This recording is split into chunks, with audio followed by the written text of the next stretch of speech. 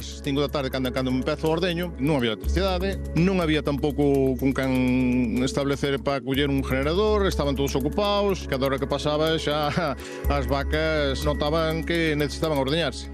Unha vez que pasa un ordeño sin ordeñarse, a vaca provoca un estrés tremendo. Acabamos de escoitar a Óscar, ele é un dos moitos afectados por mor do apagamento e que rexistraron importantes perdas no sector do leite estes días, como se poden imaginar.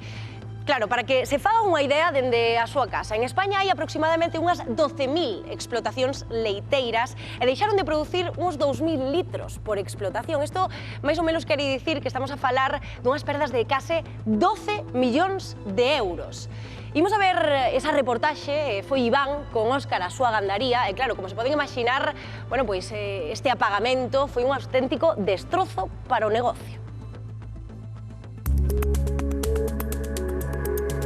Óscar, estamos aquí en Ganadería Caetano, aquí no Concello de Coristanco, falando pois das perdas, dos problemas que nos ten causado, que nos causou pasado luns ese apagamento xeral que tuvemos. Neste caso, vos, aquí, coas vosas vacas, con vosos tenreiros, non podes ter mochilas, os tenreiros non puderon comer. Isto empezou ás horas 12 da mañá e encontrámonos que estábamos sin electricidade en todo o establo. Dixo, bueno, isto en 2 horas ou 3, como moito se vai a solucionar, que xa se pasou máis veces e non hai problema. Pero claro, encontrámonos que ás 5 da tarde, cando me empezo o ordeño, non había electricidade, decidimos ir buscar un generador, non había tampouco con quen establecer para coller un generador, estaban todos ocupados, e decidimos esperar porque non había outra solución. Cada hora que pasaba xa as vacas notaban que necesitaban ordeñarse. Unha vez que pasa un ordeño sin ordeñarse, a vaca provoca un estrés tremendo. E a consecuencia de eso despois vai ter, e se supón que algo de mastitis.